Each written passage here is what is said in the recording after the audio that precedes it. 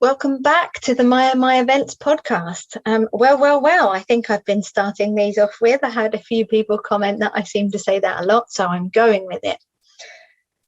Good to have you back. I've had a lot of conversations this week about nerves and about people saying, okay, we're going back to going on stage and speaking live, or actually delivering online and hybrid events. I feel really nervous. I feel like I'm about to step on stage and I can't remember anything, or even to the extent where I don't actually want to put on an online event because it makes me feel so nervous and so sick and so stressed out before I go on stage. I don't want to do it anymore. And I thought I'd share a few tips that I've scooped up from various speakers and mentors along the way. I want to start out by saying nerves are good. Nerves are awesome, in fact.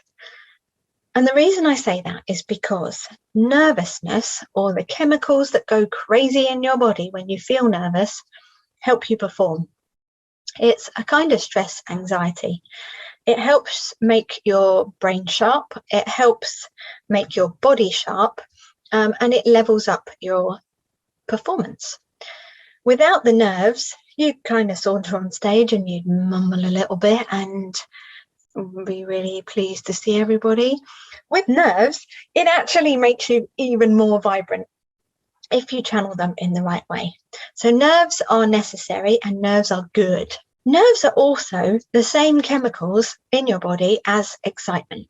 The only thing that's different is the context and the words that we put around it. Imagine if I told you that feeling you get when you're about to walk on stage or you're about to hit broadcast on your live online event, that feeling is the same as the feeling you used to get on Christmas morning when you were 5. It's that excitement, it's that butterflies, it's that sweaty palms, it's that intense nausea for some people. It's the same. Excitement and nerves are the same. It's just the words and the context that we put around it. So rather than saying I feel nervous, what about saying I feel excited? You can feel nervous, you can feel apprehensive, that's completely normal, but it's also possible that you feel excited. You're about to deliver what you're passionate about to people that want to hear about it. How can that not make you feel excited? Slight bit of reframing. Let me know how you get on with that. One good way to combat those nerves is with preparation.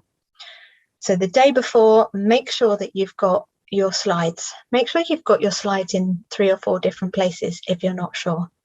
Make sure you're well practiced in how to run through your slides. If it's face-to-face, do you know how to hook up your laptop? Do you know how to use the clicker to make your slides move along? If it's online, do you know how to share your slides in the online space? Are you comfortable with what you can see on the screen during your online event? Or do you need an extra pair of hands to come and help you? That's okay too, but whatever makes life easier for you. Do you have a clear plan of your timings? Do you know which key points you'd like to be hitting and when? Mapping all of this out helps to calm your monkey brain, helps to calm that animal brain and soothe yourself so that you can act with your high-level performance without panic. And that's where nerves get dangerous, when they cross over into panic. Make sure you've got some contingencies, and this also helps to calm that worry. The what if? What if the Wi-Fi goes down? Well, what if it does? You've got your phone and you've got really strong 4G, so you can still stream. Or you can just reschedule it. People will understand. What if I forget what I'm saying? Well, what if you do? You know enough about your chosen topic that you could speak about it with no problems. And if you're extra concerned, what about writing some filler questions down on a piece of paper? So if something does go wrong and you forget what on earth you were talking about, throw it open to the audience. What brings you here today? What are you hoping to get out of today? What is the biggest problem you're having with X right now? Asking those questions of your audience firstly helps to start a conversation, so your audience feel more human, and you're much better at having conversations than you are at delivering soliloquies, delivering speeches at the front of the room. It also gives your brain time to calm down. Listening to those answers will then fill your head with all the stuff that you were supposed to say, and you can get back on track. Try some contingency questions. Don't forget to sleep. Even if you are tossing and turning, please do go to bed. The night before a performance, sleep can really impact the way your brain functions the next day. Go to bed early. If you fall asleep, great. At least you'll get a few hours before your busy brain wakes up. And if you don't fall asleep, at least your body is having rest. Try and stay away from falling down the rabbit hole of your phone and social media. Try and stay away from watching endless amounts of TV. If you have to, read a book. Get rid of that blue light and just allow your body to relax. Try some meditation. As long as you're in bed and resting, don't get worked up if you can't fall asleep. Just let it pass. Sleep is really key. So what do you do right before you go on stage? You've done all your prep, everything is set up, the room is filling up nicely, you've hit go on broadcast and your welcome slides and your welcome music is playing. What are you doing? Standing at the back of the room hyperventilating? Or are you stood at the back of the room having very clear visions of what success looks like? I want you to stand at the back of the room with both feet planted on the floor. If you can do it to the side or out of view, even better. You might just have to duck into a side room. You might just have to switch your camera off. But it's important you stand with your feet flat on the floor, that you close your eyes and imagine what this event looks like if it couldn't go any better. If it's utterly flawless, what does this event look like? What does it feel like? What does the audience look like? And spend a few minutes picturing that. How will you feel afterwards if it's gone perfectly? How will you feel afterwards if you've gotten every single point across, every single piece of value that you planned to give is given and received? Think about and feel about what that is like. Then I want you to take some deep breaths. But I don't want you to take some deep breaths in the normal way. People say, stand there and take a deep breath. And you take a deep breath and your shoulders come up, your chest comes up, and all you're doing is shallow breathing into the top of your chest, and it doesn't calm your nervous system at all. What I want you to think about doing, still with your feet planted, is breathing out first. Breathe out everything you've got in your lungs. A natural breath in, and then breathe out again. Really breathe out hard. Think about breathing out through your stomach.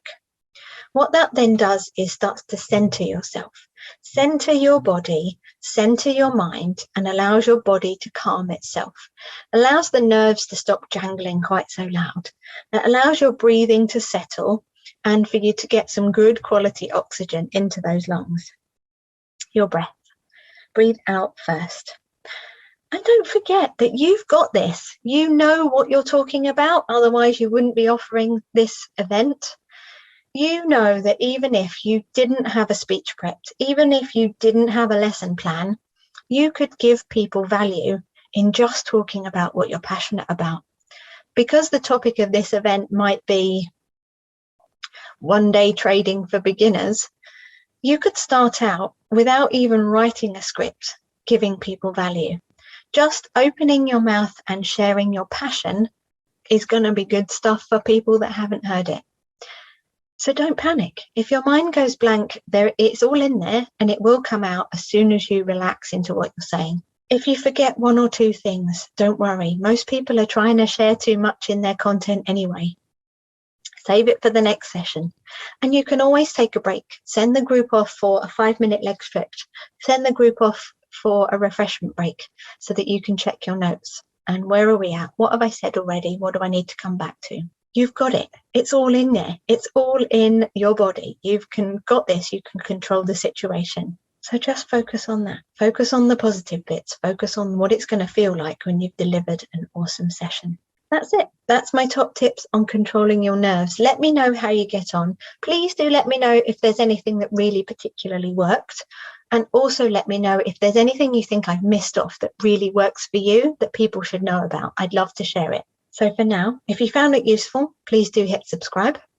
Leave me a comment below if you've got any questions. that would be awesome. Helps the algorithm, helps other people find this particular episode and all the others. So until next time, take care, go well, and I will speak to you soon.